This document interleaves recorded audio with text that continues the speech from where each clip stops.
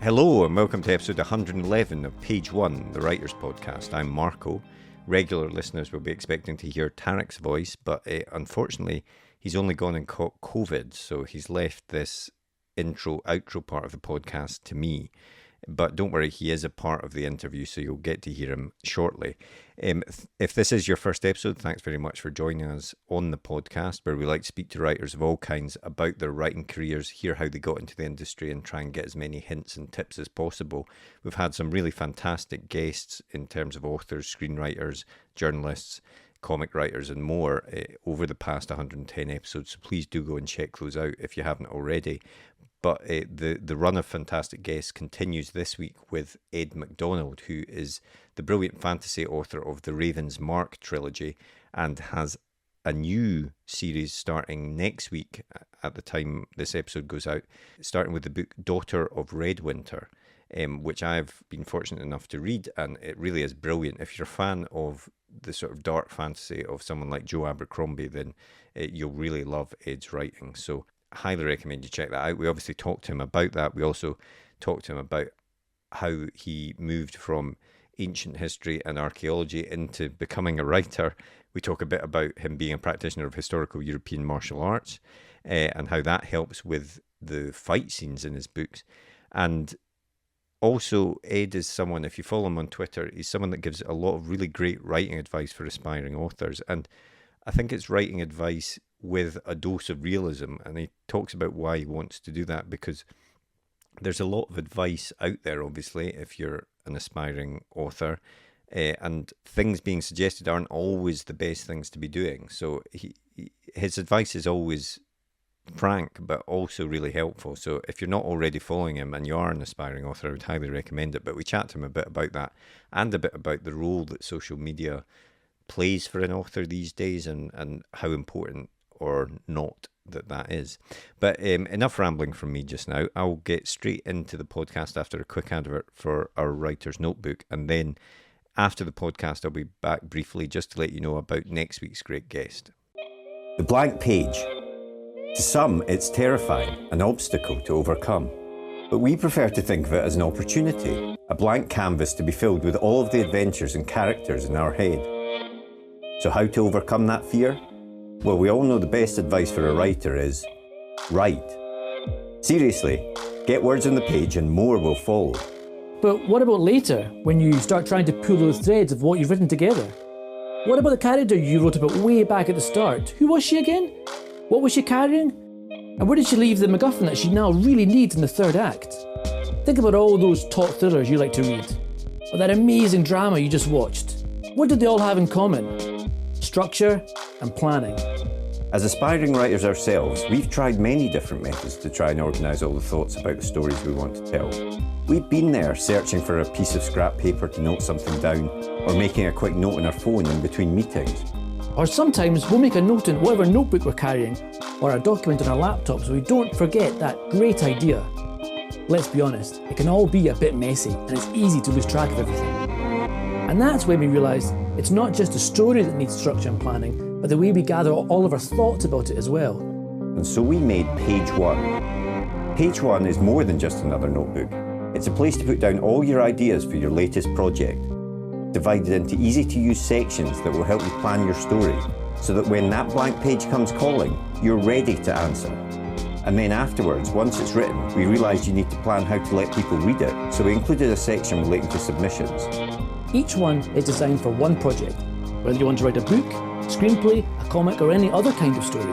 We truly believe that when you use it, it will help you get to the main event, writing your story. So we hope this helps. We can't wait to read what you come up with. And remember, every story starts with page one.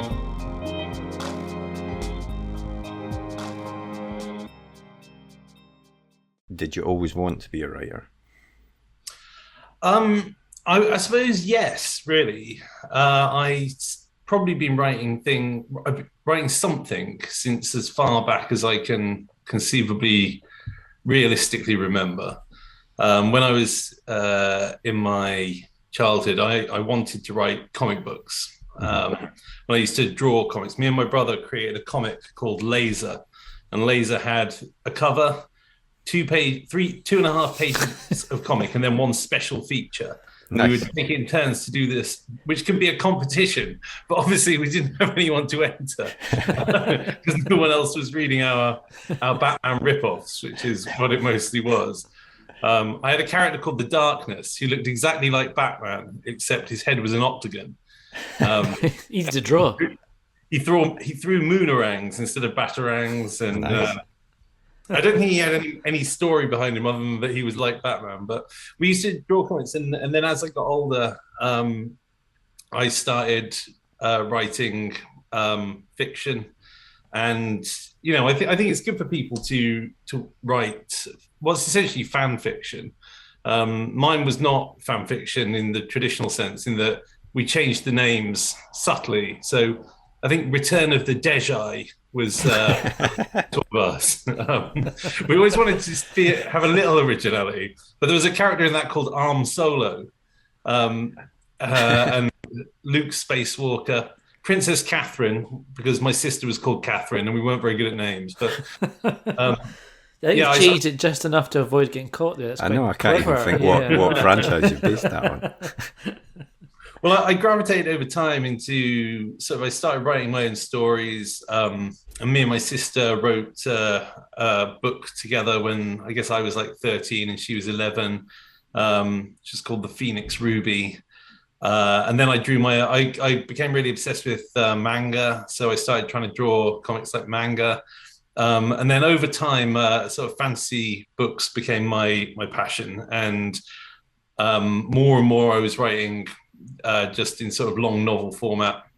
And it just, I sort of always knew that I wanted to have a career in writing, but I didn't really think very hard about it until I was much older. I got carried away at sort of, 16, 17 with going to the pub and, trying to be a grown up long before I was ready to be a grown up. That took another 12 years or something like that. And I didn't make a serious attempt to have anything published till I was at least 24, 25. And even then, it was a weak effort at best. And yeah, because I think I'm right in saying you went to uni and you studied history. Is that right? Yeah, I did. I did ancient history and archaeology to begin with, and then after doing that, I knew that I didn't want to be an archaeologist because they send you out on a test excavation a couple of times, and it's incredibly boring. It's you're just kneeling in the mud, scraping walls, and no finding secret chambers and were the Nazis around at all? Yeah, exactly. Well, on the first day, they said, you probably all want to do archaeology because you want to be Indiana Jones and get a whip and a gun. And everybody else laughed. And you just drained the thought, drained away. You quietly took your hat off. Yeah, that's it. I don't know what I really expected, but it wasn't drawing strata of soil variations. But yeah, I did that, and then I became obsessed with World of Warcraft for about something like a quarter of my life, and I went and worked for the company that Blizzard. I worked for about 3 years in France, and that I had no time for writing in that period. And then when I finally moved back to the UK, I was like, right, I'm late 20s. I'm going to make a serious go of it, and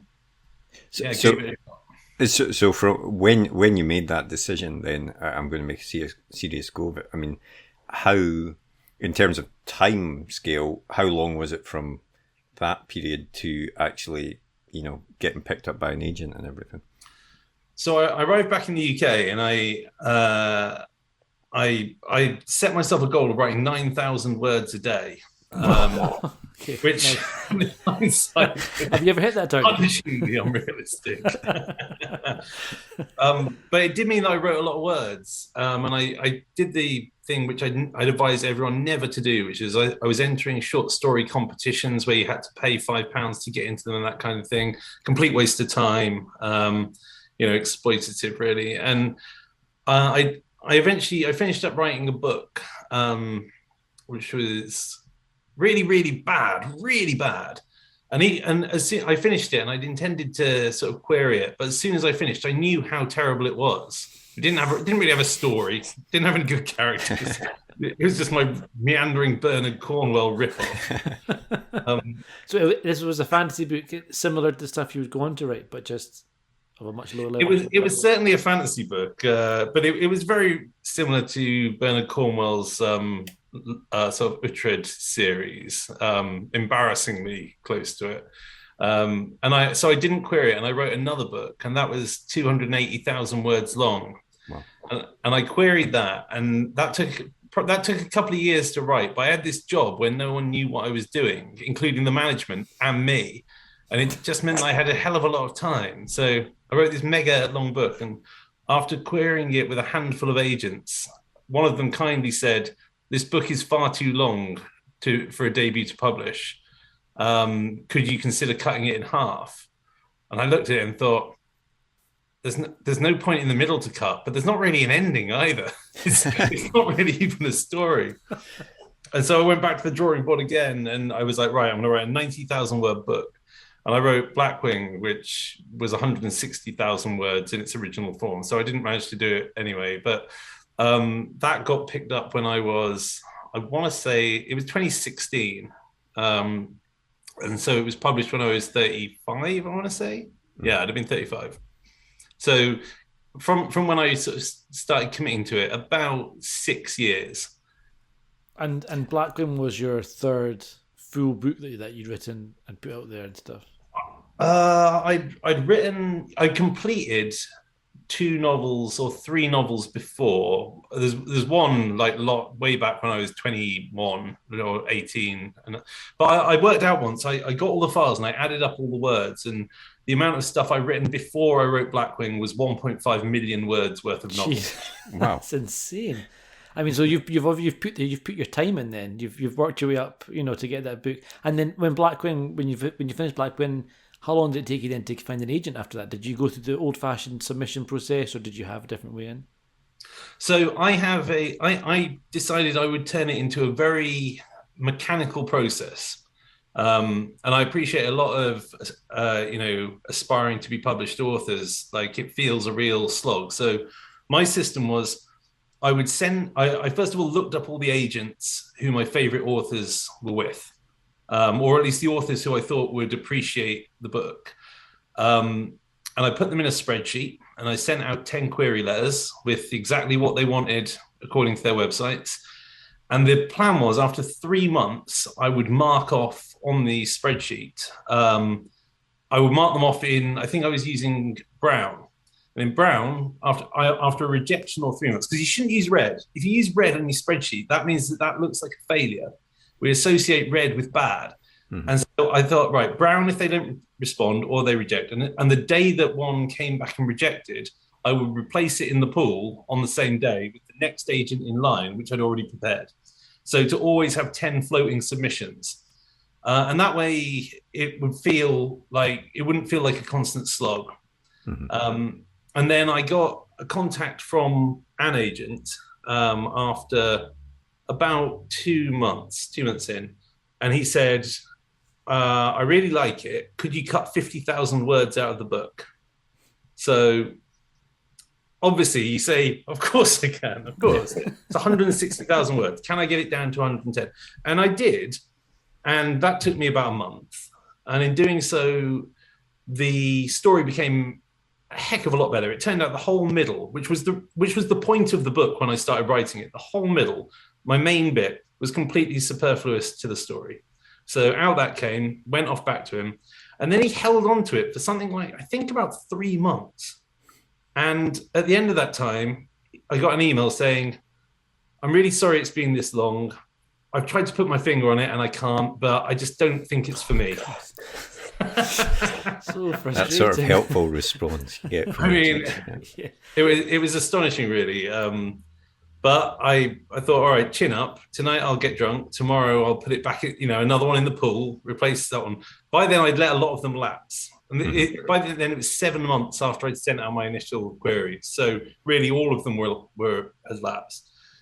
And the day after, I got a phone call while I was teaching a university class. And it was Ian Drury, who is now my agent, saying, I've just read your synopsis. And I'd sent him a snail mail hard copy because I couldn't find his email address to send him anything. So I just printed it out and put it in a brown envelope and whacked it in the post to him. 7 months after he received it, he finally read it. And he was going to Scarborough for FantasyCon, I think it was. And so I sent it to him. He read it over that weekend. And the following Tuesday, he was my agent. Brilliant. Wow. So when it happened, it happened fast. Yeah, exactly. It's a funny process, isn't it? Because you can go through these periods of months of waiting and no real response or anything. And then it sounds like, certainly from the people we've spoken to, that when there is interest, it suddenly happens all very, very quickly at that point. It was incredibly quick. And, it was, at the time I was sort of not believing it. It's such a big change of pace from, years in the wilderness to suddenly, oh, okay, something might happen. And with Blackwing, the pace got faster immediately. I think it was Frankfurt Book Fair 1 or 2 weeks after that.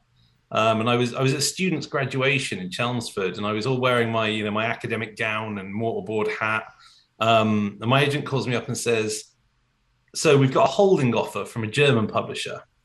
It's not their final offer. They're just registering interest for the translation rights. So we hadn't sold it in the UK or in English at all, but this German publisher was interested. And I had this weird moment of, what if I'm a sensation in Germany and never get published in the rest of the world? The David Hasselhoff of authors. No, I'd be fine with that. Germany's a big country. But as it was, we sold it in the UK and the US 3 days after that. Or I think there was an auction in the UK and the US, and the following week it had sold. So from getting an agent to having, I think we sold it in UK, US, France, Germany, Spain, only took about 3 weeks. Wow, that's crazy fast. And that was with no more edits done to the book. You didn't do any more revisions with the agent at all or anything. Fantastic. Well, my agent actually, when he said, like, when I first met him, he said, like, I've got these ideas for things to change, and gave me a list of things. I just said, like, okay, I'll do it over the weekend, and I'll have it back to you on Monday, and I did.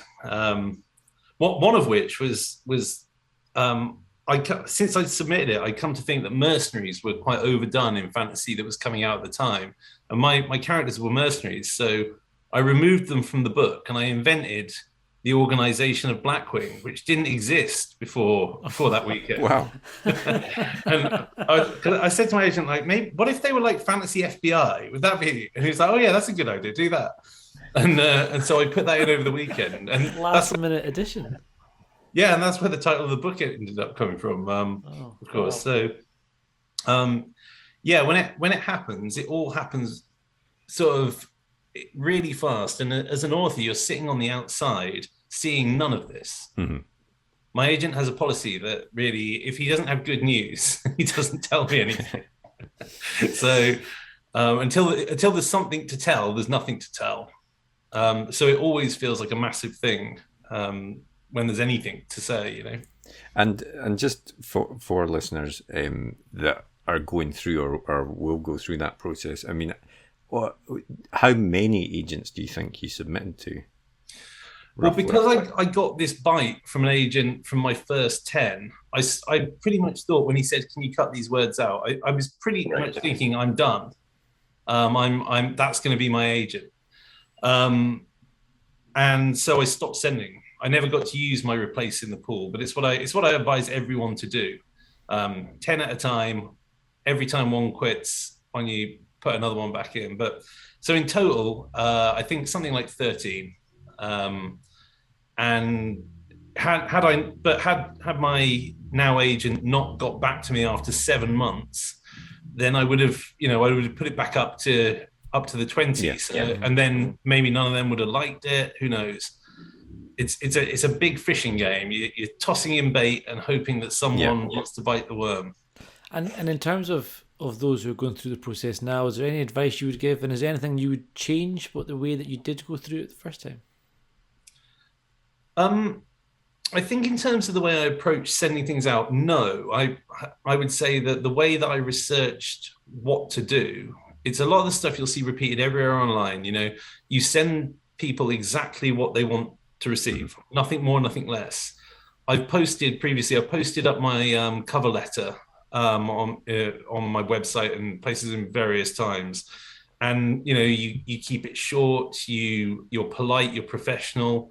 You remember that this is a business. As much as it's your beloved, it's part of your soul on the page. It's still a product you're trying to sell, and you've got to approach it with all that level of professionalism. So make it mechanical, make it a routine thing, and you can't. I know this will sound impossible to anyone who's querying and hoping, but you can't put your heart into the chances. Rejections are going to happen. And even if you do get published, your next book might well be rejected by the same publisher who took you the first time. Rejections are going to come all the time, and the more success you have, ironically, after you publish a book, what you really hope for is that you make it into TV and film, because that's where the money is. But you're going to get rejected over and over, even with a best-selling novel. You can top the charts. So you've got to be thick-skinned. You've got to be resilient. And I work at a business university where they like to use terms like being agile in business, which, I don't know how anyone thinks about being agile, but responding to changes, listening to feedback. Mm-hmm. The main advice I give anyone who's querying is you've got to be objective, and recognize that maybe 1 in 1,000 aspirants gets an agent, and of them 2/3 might sell a book, and you shouldn't, and there's such a high degree of luck in whether a book will succeed or not, even when it's published. Some amazing books to slip under the radar. It wasn't their time. Maybe they should have landed 5 years earlier. Maybe they should have landed 5 years later and caught a trend. But there's so much luck. You have to be hardworking and lucky. And so you can't put too much of your self-esteem into that. Yeah, I think that's right. And certainly the previous guests we've had on have said something very similar, that, as you were alluding to there, rejection is part of the business of being a writer, and you just have to learn to cope with that in your own way, I suppose. But when Blackwing came out, obviously it was very well received and has gone on to be the first in the Ravensmark trilogy. Was it always intended by you to be a trilogy, and did you have the whole arc planned out before that first book was written? I didn't even have the ending of the first book written. It's not how I work. I didn't know, no, not at all. I deliberately wrote it so it would stand alone, and that is something I would advise all budding fantasists to do. You're not writing a 7-part series until you've written 6 books, and then you're on the 7th. You're writing one book, and you've got to sell one book. So you need to show that you can finish a story in a single book. So that's what I set out to do. Now, I wanted to leave enough carry-on threads that, you would hope to get a series deal, and fantasy books typically do sell in that way. So I left a couple of open-ended threads, but I had a completely different ending in mind when I started writing it. And then I have misunderstood how my word count was being done on the computer. It sounds bizarre that could be the case, but I used to save each chapter in a separate file and then add them up, and I was adding them up wrong. So I thought I was about 90,000 words, and really I was already on 140,000. I was only halfway through the book, and I was like, I've done it again. Oh, no. Why did you save each chapter in a separate file, in case you lost something? I think it's because I hadn't discovered how to add headings in I didn't know how to add headings, so it was easier to navigate around by naming the chapters by what happened in them. But I've given up doing that subsequently. But yeah, I was far too far through, and I thought, God, this book has got to end now. It needs, I can't write another 70,000 words. I've got to finish it off, which caused me to rejig the whole thing, and I came up with a vastly different ending than I'd ever intended to. Mm-hmm. This is what comes of not planning your books and just writing what you feel like on the day. Well, I was going to ask about that. I mean, is that what you do even now? Are you more a pantser than a planner then? I think even calling it being a pantser is giving it too much respect. I mean, it's like saying that emptying a tin of alphabeti spaghetti into the sink and then looking for words is a process. That's my best description of it. I've just a couple of days ago I finished writing the second book in the Redwinter Chronicles, which is hard to hype people about because they haven't read book one yet. And I'm like, whoa, I finished book two. It's like, oh. It's like telling someone you're competing in the 2048 Olympics or something. It doesn't really matter right now. But my process for it, again, is I just start writing and then I write what should come next and what should come next. And I think I got to about 90,000 words before I realized who the antagonist in the story was, and then had to go back and insert them through the book. It's just a sort of general chaos. The way I write means that I write twice as much as I need, delete half of it, rewrite half of everything that remained. Particularly the beginning of books. I probably rewrite the start of a book from scratch 4 or 5 times. Right. The first 40,000 words or something like that. Wow. Is that just kind of, for you and your process, you need to be writing the words out to help you think through what needs to happen next? You can't just sit down and plan it without actually being knee deep in it. Yeah, absolutely. So I don't understand how anyone can have their best ideas sitting looking at a blank page thinking, what are my ideas? What's going to happen? Every good idea I've ever had in writing has come midway through a sentence that I'm writing about something else. I'll just be writing and I'll think, but what if they got together? Or, that line I've just written implies there's a storyline about fatherhood here. Let's write about that. And then, I'll go off it'll just get added to the narrative. And therefore, because the narratives sort of evolve I don't like to say organically because it's me doing it. They're not growing on their own, but they evolve through the process of writing, which is why I always have to rewrite the start so many times, because by the time I'm halfway through the middle, the start doesn't work for what I'm now wanting to do. It's not a way I recommend to anyone else to write. But I've tried planning. I've tried planning out a whole book, and then during the first 3 pages of chapter 1, I'll just have this much better idea. Mm-hmm.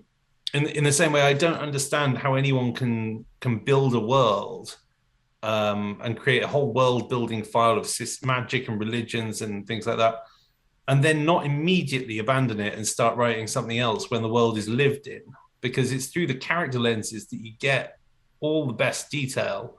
And I think in Blackwing, there's neon lights.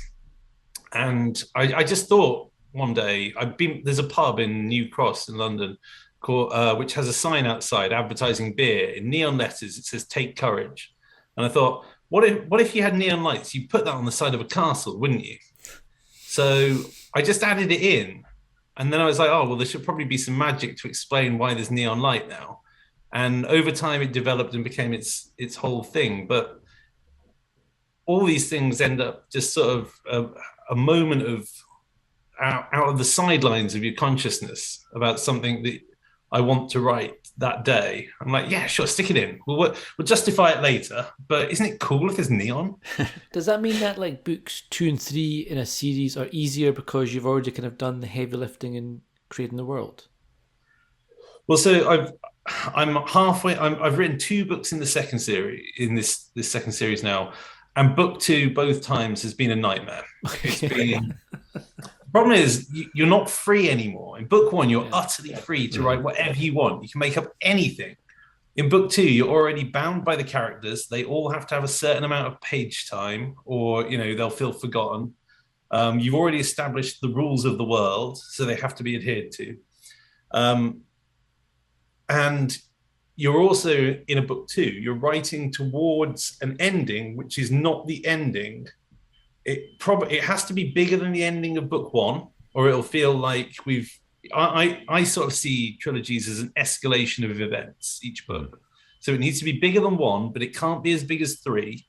You can't kill off anyone you need for three, but you haven't written three yet, so you don't know who that is. You just have to hope that when you get there, you haven't killed off someone who's really important. And then for the Raven's Mark, CROWFALL, the third book, was by far the easiest to write. I wrote that in 6 months. It follows a slightly different format to the other books. It's crazier. It's a much less reliable narrator, and a lot more nuts stuff happens. But by then, the characters are so firmly ensconced in your mind, you don't have to build any of them while you're writing. They're already there. So you don't have to do all that work. But also, you can finish it any way you want. Whereas at the end of the second Redwinter Chronicles book, I'm like, I've got to leave someone alive. I can't kill everyone there. I've always thought book two or film two in a series, in a set of three, the second one's always the tough one, because you're, as you say, you want to get the climax just right, and you also need it to bridge stuff and set things up, but also have it feeling like there's enough of a wrapping things up, there's enough of a conclusion that it feels like its own thing, but also setting something else up. So it's a kind of weird stepping stone. Is it a book in its own right? It's a kind of a weird object, I think, book two. It's so weird, and it has to be a book in its own right. I think it's an error to leave the reader hanging. Mm-hmm. If they've read 400 pages, they deserve to have a satisfying conclusion to something, which means you need a villain who can be defeated at the end of book two, who is more, for heroic fantasy series, they've got to be more of a threat than the villain in book one, but not as much of a threat as the villain in book three. Yeah. And they have to seed you forward to that final villain. So you can't bring your biggest guns out. Mm-hmm. And you also, like, if you write the sort of thing I write, the main characters are not Gandalf. They're not the most powerful wizard around. And you need to do what Tolkien does in The Hobbit, where he realizes, problem is, Gandalf can just solve all the problems. He has to randomly lead this adventure. That's right. Otherwise, he just sort it all out on the way. And so I always have these mega wizards who I have to somehow dispose of them and take them out of the action, so the hero can actually do something of value. It's sort of like, I suppose, in superhero stories, it's the Superman problem, I guess. It's the overpowered character. Why have a Justice League? Yeah, exactly. Yeah. It's completely that. And I mean, or Dumbledore is the same, isn't he? Like, if they really just went and explained things clearly and concisely at the start of each book, you could just figure it out. Exactly. Yeah. But there's always some spurious reason about why they can't have a conversation or write him a letter. or even their parents. Yeah, exactly. I know that is often the thing. Yeah, people don't have the conversations that would solve everything very early on. But so I mean, it sounds for you that to use that sort of writing cliche, writing is rewriting. The redrafting process is obviously a very important part of your process. I would always advise writers to just write from the start and go forward and write to the end as fast as you can. I don't believe there's any value whatsoever in rewriting anything that you don't absolutely have to. And that includes editing lines, editing paragraphs. I think doing that is an act of futility, because by the time you get to the end of the book, to have a complete first draft, it's only when I get to maybe it's different for other people, but when I get to the end of the book, I finally know how it finishes. And therefore I know what has to be inserted into the rest of the book to make it work.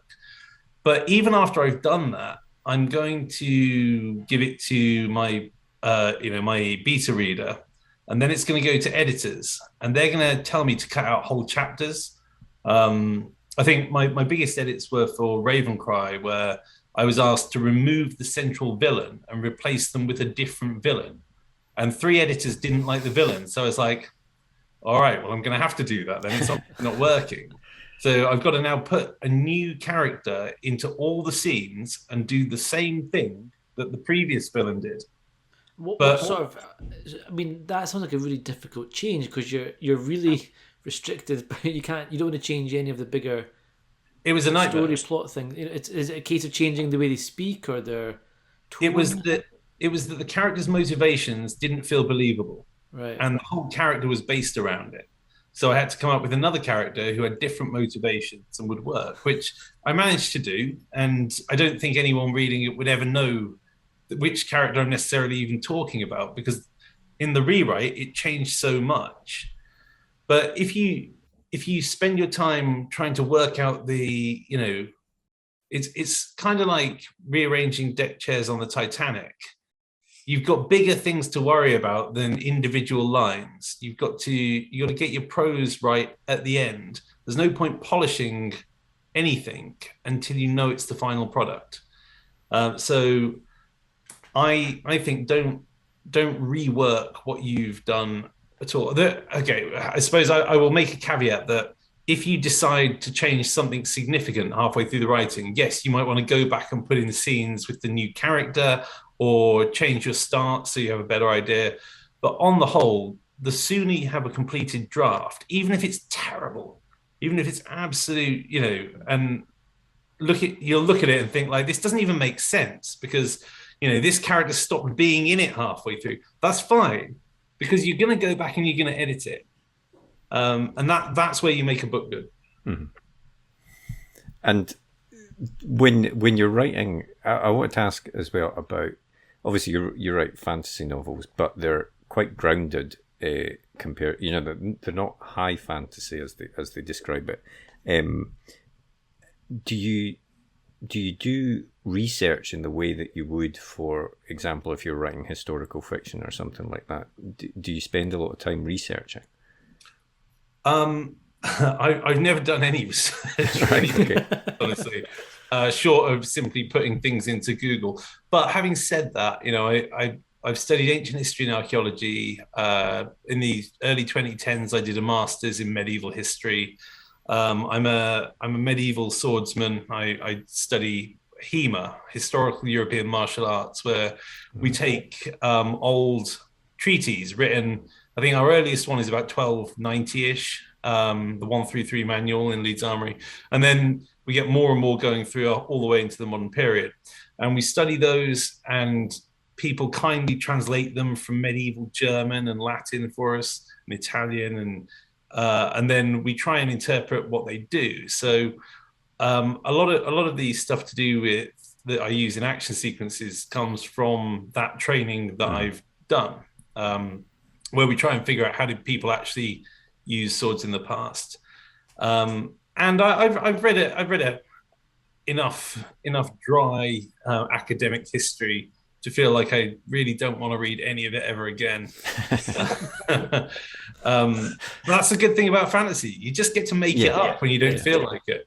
Your new book is out quite soon, Daughter of Redwinter. So why don't you tell us a little bit what the book's about? So Daughter of Redwinter is a kind of coming-of-age story about a young woman who is able to see the spirits of the dead, which is sort of viewed with superstition and abhorrence by society. So it's something she has to keep a secret. And she goes through some ordeals, falls in with the kind of warrior monk magicians who rule over a sort of pseudo-Scottish landscape, where they are all completely obsessed with maintaining something called the Crown, which is not actually a crown, but a huge underground power network, essentially. And she falls into a bunch of conspiracies and cults while going through various life-affirming and life-changing teenage ordeals. And where, given that you're not a planner, don't do research, where it's the question that all writers hate. But I mean, where do you get these ideas from for these new fantasy stories then? So the Redwinter books are actually a rewrite of that 280,000 word novel that I once wrote. However, after I'd written Raven's Mark, I wrote about 200,000 words of stuff that I couldn't use. Including one book. I wrote a whole book, and I hated it, and I hated everything about it. And I was desperately looking for something that I would like, and I picked up the old book, and I thought, oh, okay, maybe I can rework something of this. And as it turns out, the main thing was I gender flipped the main character. I could just feel as I was going through, I was like, this is not a male driven narrative. And once I did, the character really just came into my, into my mind as I knew she should have been all along. And not a word of that original 280,000 word manuscript exists. The story isn't the same. Mm-hmm. So unfortunately, the answer to this is I got the idea from this story, from a different story that I'd already written when I was much younger. And so, but I think there's a lot of the things in Daughter of Redwinter are to do with feelings that I experienced throughout the years before the pandemic, really. I find that with all my books. I always, if I read anything back through them, I think this was the book I read when I was really depressed. This is the book that I was writing when I'd become obsessed with 17th century armor. This is the book which is about feeling isolated and lonely. And so really, although there's a fantasy setting, a lot of it is, I see moods that I've had reflected back in what I've written down, which I never realized I'm doing at the time. But I think I put quite a lot of my own internal life into the characters I'm writing about. And looking at Daughter of Redwinter, that's certainly the case. I mean, is that again, going back to the writing cliches, is that a bit of, even if you're not doing it consciously, a bit of sort of write what you know? Because obviously fantasy is fantasy, so some might say that's not writing what you know, but it sounds like through the characters and stuff you are bringing your own experiences to it. Yeah, it's a broad phrase, isn't it? Write what you know. I think that the most convincing characters are the ones who reflect real experiences and real emotions. And if you don't have those emotional experiences and you haven't felt those things in your life, then it's harder to write about them. I don't think it's impossible, and I think we can imagine, and I think it's perfectly legitimate for someone to write something totally outside their sphere of knowledge. I don't think you need to write what you know at all.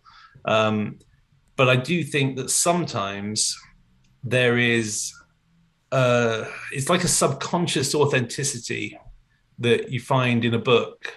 And sometimes you're reading the way that someone's described it and you just think they know. Mm-hmm. They've experienced this, they've had this trauma.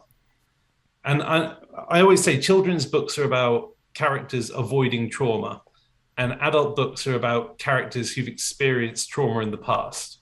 And YA books are kind of about trauma that you have while you are becoming an adult. That's my, everyone will hate me for giving a definition of YA, but that's my definition. And I think all books are ultimately about trauma, and everyone's suffered trauma in some way or another through their lives. And the way that we portray that a character deals with it and understands it and feels it is what, to me, makes a book feel authentic or not. It's how we express our pain and getting past pain, and the juxtaposition of pain and joy, and the paradoxes that allow you to be happy and sad at the same time, and everything else.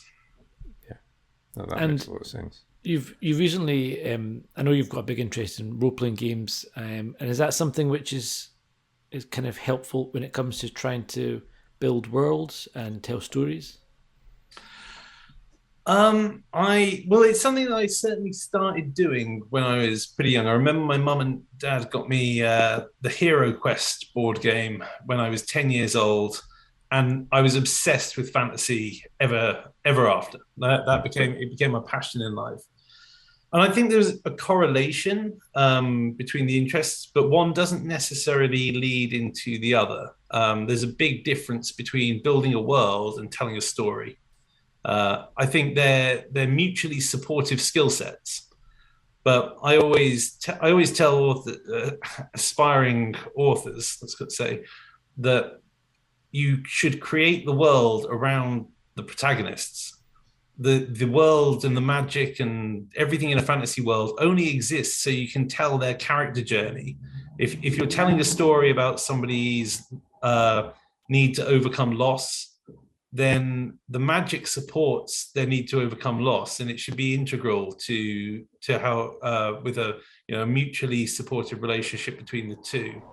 I think the difficulty with people trying to move from tabletop roleplay games to writing novels is that they know how to do all the world building. They know how to create gods and monsters and places and cultures. But by designing all the world first, what you're actually doing is laying a bear trap for yourself, because what all that design is going to tell you as you go along is, no, you can't do that, or that's not how it works. Whereas That's interesting. I think you create the world for the characters' stories to work. And sometimes this gets you into awful tangles where you think, I had a point in Daughter of Redwinter where I thought, oh no, this particular magic I've created, which is used to resolve plot issue A, kind of nullifies plot issue B. Why didn't they just do that? And then you have to come up with like some spurious reason. And as people will be able to tell from what you've been saying, you're someone that thinks, I think, about the craft and the process quite a lot, and you give out on your social media. You've been doing some really useful threads for writers and things like that. I mean, first of all, some authors do that, but not many do. Why did you want to do that? And secondly, do you think social media in this day and age is an essential tool for writers? Oh, okay.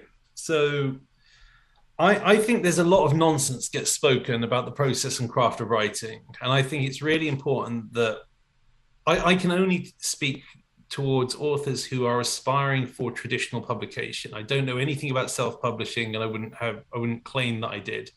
But if you're aspiring towards traditional publication, it's very easy to fall into certain writing communities which are filled with people giving very bad advice.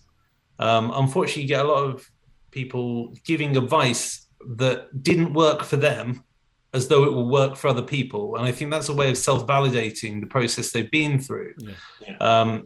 And the most important thing that is so rarely discussed is how much you've got to approach it like it's a business. You are creating a product, and it's a product you need to sell. And that doesn't mean you shouldn't write the book you want to write. You should absolutely write the book you want to write. And it doesn't mean you should follow trends. You won't be able to hit them even if you pursue them. Mm-hmm. What it does mean is that the objectivity of your mindset has to be there in the same way you would treat a job, which means, for an example, my partner and I are both writers. And in the last week, we both knew we had to get a lot of writing done. So we've spent the week apart because it gives us all the time that we need to do the writing without distracting each other. Now, that's a sacrifice because I've missed her every day she's not been here. But at the end of the day, I wrote 35,000 words in a week because I gave myself the time to do it and I wanted to hit a deadline. And sometimes working at anything requires you to take, you have to be able to sacrifice the things that you'd enjoy to be able to do it. And similarly, people have got to be able to listen to feedback. They've got to be able to not take things personally. And I don't think that kind of advice gets given enough. So I wanted to try and offer various forms of advice about things that aren't the sort of endlessly upbeat, positive, keep on believing you will make it, because I don't think that's necessarily helpful. It sounds nice to hear, but the truth of the matter is you might not, and you should be prepared for that. You should have another income stream so that you're not reliant on something which may or may not ever happen. And even if you do, the first thing my agent said to me when I got published was, don't give up your day job. Like, even if you think you can live off your advances, which I could have, like, then you don't know what will happen the next time around. And, if your books are a terrific flop, well, you won't get big advances until you've proven that you're not. So I think there's a need for a bit of realism in the advice that people are given, but hopefully I offer it out without too harsh a boot stomp. No, I think I don't true. I don't want to shatter anyone's dreams, but I think that's a very important part of the process that people do. Like even myself, I'm part of a couple of online writing groups and things like that, and there is whenever there's good news, people want to share it, obviously, quite rightly, but there's not a lot said about the sort of downs of the industry as well, and that's obviously a part of the process, and I think it is very healthy to speak about it and to know about it as well. So yeah, I think that's very good. And it's mostly downs. Most of the time it's downs. You'll rarely get the goalposts get reset every time you have a success. It's a rare person, and I've known a couple of them. I'm not sure if I believe them. I know a couple of people who say, like, they're just happy as long as their books are being read by anyone. And if you are, then that's fantastic, and you probably have a much more fulfilling life than most people. But what happens for most people is, if you get an advance for a book, well, you want a bigger advance the next time, and then the advance that would have satisfied you on run 2 wouldn't satisfy you on run 3. So it's almost setting yourself up to be in a position of constantly being disappointed, which is a bit of a tragic thing to say, isn't it? But I think that's not unique to writing. That's the same way that if you get a pay rise in any job of 1% one year, you want a bigger one the next year. No one wants to plateau. Mm-hmm. No, that's true. You had a second part of your question that I never got to. Yeah. Which was, do you think nowadays being a writer, is social media an essential tool for writers to use? Well, I really hope not. I'm on Twitter and nothing else. I find social media, the moment I open any social media, it makes me extremely anxious. I find it baffling that what people seem to like and what they seem not to. So you'll see a random tweet by someone, picture of a frog will have 40,000 likes. So I don't know how it works, and I sometimes feel like social media is just lots of creators all shouting their own self-publicity into a void of other people who don't really care and just want to shout back. I know some people sort of develop communities and networks, but I'm very, very wary of anyone that I don't meet in real life, or at least have a conversation with, So I hope it's not. And as far as I know, the way that book sales work, we're still at something like 2/3 of book sales happen in bookshops, and 2/3 of people who buy in a bookshop didn't know what they were buying before they went in. Which sort of leads to believe it's sort of like, I don't know how anyone manages to sell any books. It all just sounds very random. But the publicity and marketing people seem to know what they're doing, or at least you hope they do. I don't want to be a social media publicist and marketer. I think if you self-publish a book, you have no option but to do that, because that is where you will find your audience. Or so I'm told by my self-published friends. But if I could choose to just go and live somewhere deep in the countryside and ride horses and write, and not have to have the internet in my life at all, then I probably would. And looking forward, you said right at the very, very start that you tried to write a comic when you were younger, and is that something you would like to return to? I'm more at the moment. I'm more interested in writing screenplays at the moment. And I think you know my partner, Kat, already. She and I are talking about a screenplay that we're planning to write together. Possibly an audio drama, I think it will be. Cool.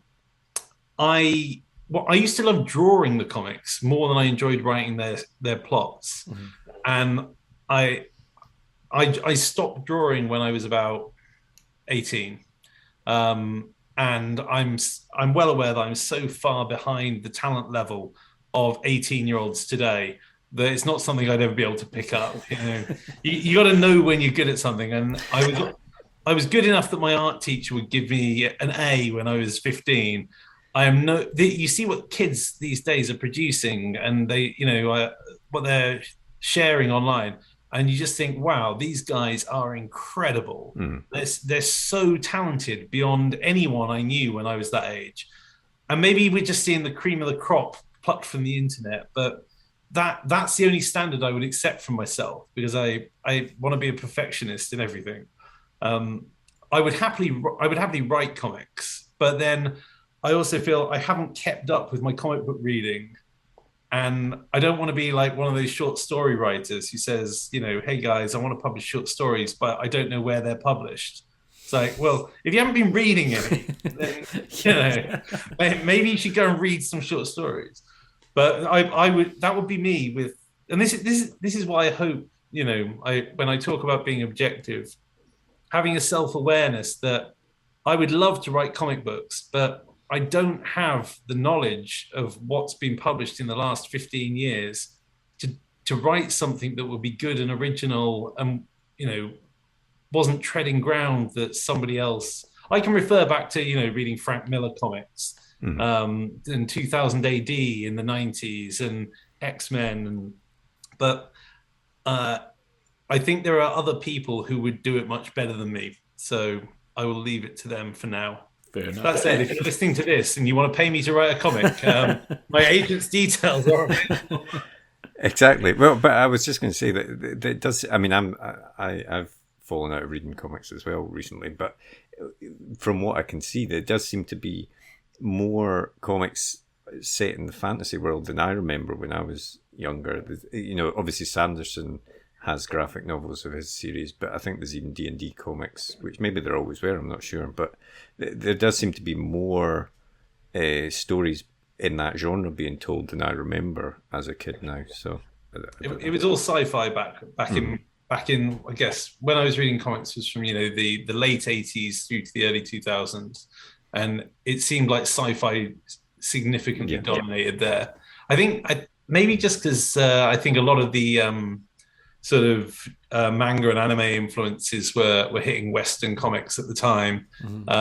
And I think fantasy had also fallen out of flavor a bit there, because we'd had the fantasy movies of the 80s, and, which were almost all terrible.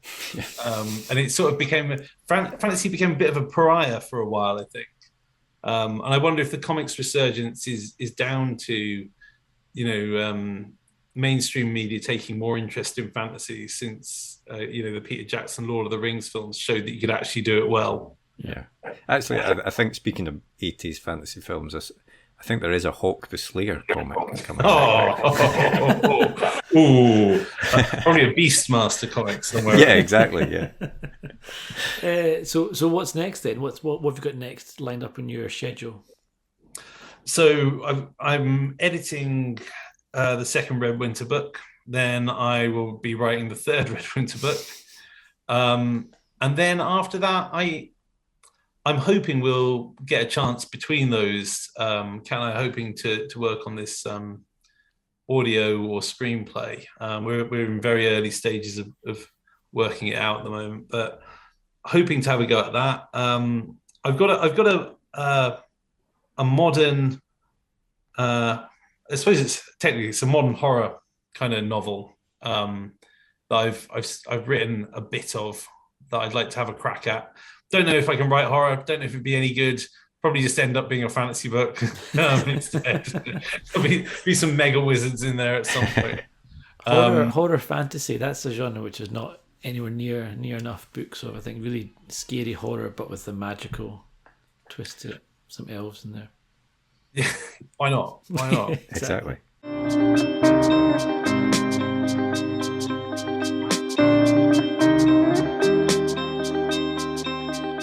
What was the last book that you read? So I'm currently reading Real Tigers by Mick Herron.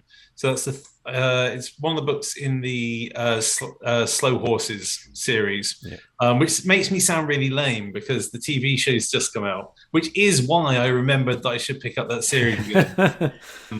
But I read the first couple of books a while ago, and Mick Herron he just has a fantastic writing style. He's very readable, and I typically don't read fantasy books anymore. I find the moment I open one, it's like I'm looking at work, and all I'm doing is just trying to deconstruct it and pick it apart. So I typically read sort of spy thrillers. I'm a sucker for a Lee Child, Jack Reacher. They're like my absolute comfort reading, and dreadful. Like sometimes, like some,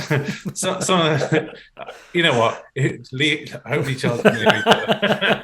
Like, one of our biggest fans, actually. They don't make sense quite a lot of the time, but it doesn't really matter. It's just enjoyable to go on the journey, even if the plot isn't always keeping up. But I've also recently I had a look at a book called The Collarbound by Rebecca Zahabi, I think, and that's published from Glance this month. Cool.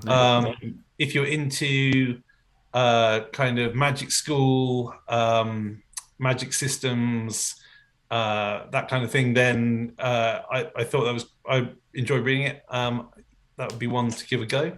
Great. Nice. And what about the last film that you watched? Well, the last film that I watched Ambulance yesterday. Oh, the Michael Bay movie. You know what? I love Michael Bay movies. I don't care what. No, I that's fine. I'm no judgment here. I've enjoyed many of his movies. It's a film. The Ambulance is not one of his best films. If you really enjoy watching police cars chasing someone and then crashing into something, then you probably really enjoy it. But there's only so many police cars I want to see crash. But it is a movie where he references one of his own other movies where they quote The Rock. Oh, God, that's getting a bit meta, isn't it? I mean, The Rock is a great movie and should be quoted all the time. But the last good movie I watched was Run. Oh, I've not seen that. The Netflix movie. It's on Netflix. Yeah. It's about a daughter who has many medical conditions and starts to believe that her mother is causing the conditions. And I thought it was really enjoyable. Great atmosphere, well acted. Cool. Nice. And what about the last TV show that you watched or are watching? So I just picked up. I'd never watched Ozark. I just started Ozark, and I've watched the season. I both enjoyed it, and I'm not sure how much more Ozark I can take because it's so bleak, and it seems like there's no way out. I'm watching the last 7 episodes just now. I'm halfway through them, and it's so stressful. The last episode I watched last night or the night before, I was just kind of sitting there, and I was like, I'm not actually sure if I'm enjoying this whole last half hour because it's just so that's how I felt tense about the and stressful. Yeah, like it's one of those things where you think like it's really good. I'm not sure how much fun I'm having. It's not a very fun show. I love it, but it's quite a I'm watching Dope Sick on. Oh yeah, what's it on? Is it on Disney Plus or something? Yeah, about the opioid crisis in America, and Michael Keaton's in it and stuff. And again, really well made, really good storytelling, but also intensely depressing. It's like, I really want to watch 10 episodes of this. Who's having a good time? Yeah. I tell you what, one series I thought was absolutely brilliant was Peacemaker. I've not watched that yet. No. It's I just thought it was a work of genius. It's so funny, The initial setup of it, like he'll kill any number of men, women, and children to have peace. It writes itself, doesn't it? But I thought it was witty. I think it's John Cena. That's right. And he's great. Everyone in it is great. And it's relaxing because it's so stupid that you don't have to worry about like something awfully depressing is about to happen. Yeah, no, I definitely want to watch that one. Nice. And the very, very last thing we always do is a super quick fire either or, and I always say there's no right answers apart from one. Okay. But we'll start off with A Song of Fire and Ice or First Law. First Law. Oh, straight in there. Okay. Oh, easy. This is a D&D related question. Strength or intelligence build? Oh, intelligence. Build a wizard, man. Wizards are awesome. TV or cinema? TV. Night owl or early bird? What is it if you get up late and go to bed early? Yeah, I'm not sure.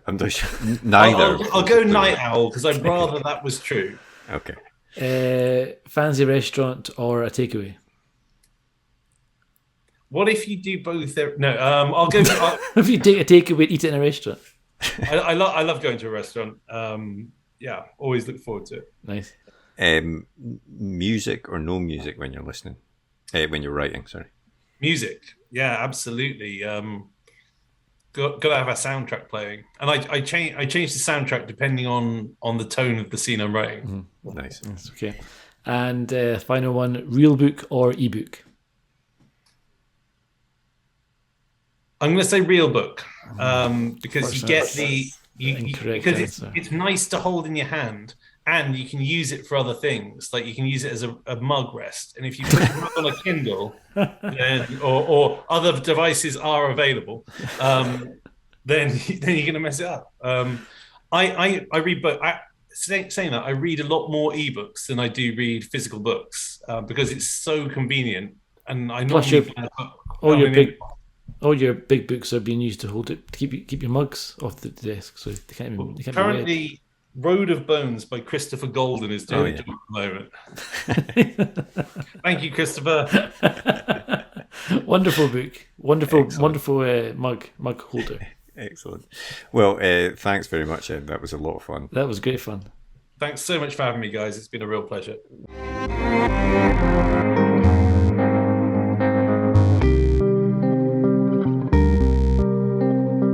Well, thanks very much to Ed for coming on to the podcast. I really enjoyed that chat, and I hope you did as well.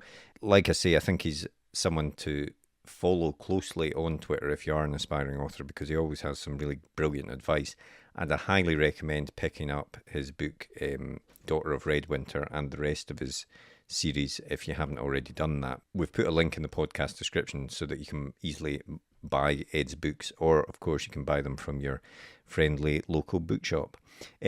On to next week's guest, and we've got another brilliant guest next week. We sort of gave the game away on next week's guest a couple of episodes ago because we sort of reworked our schedule. But next week's guest is the Martha Wells episode that we had hinted at previously.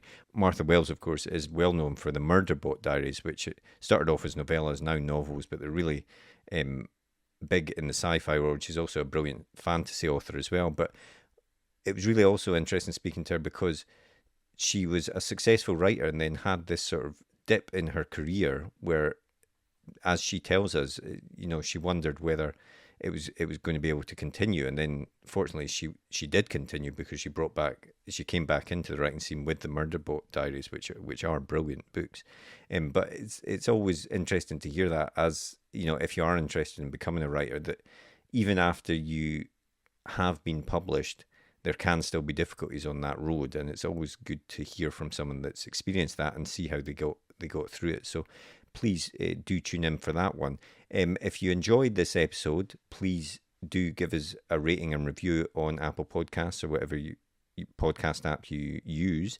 Please also follow, like, and subscribe to the podcast. That always helps.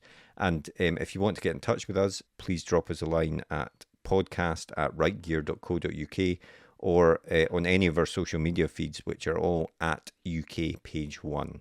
But otherwise, have a great week, and we'll see you next episode. Well, we hope you enjoyed that episode. If you did, be sure to hit that thumbs up button and hit the subscribe button so you never miss an episode like these ones down here. And if you want to get in touch, you can do so by finding us on our social media platforms up here, or drop us a comment way down below there. But otherwise, thanks for listening, and join us for the next episode. See you later.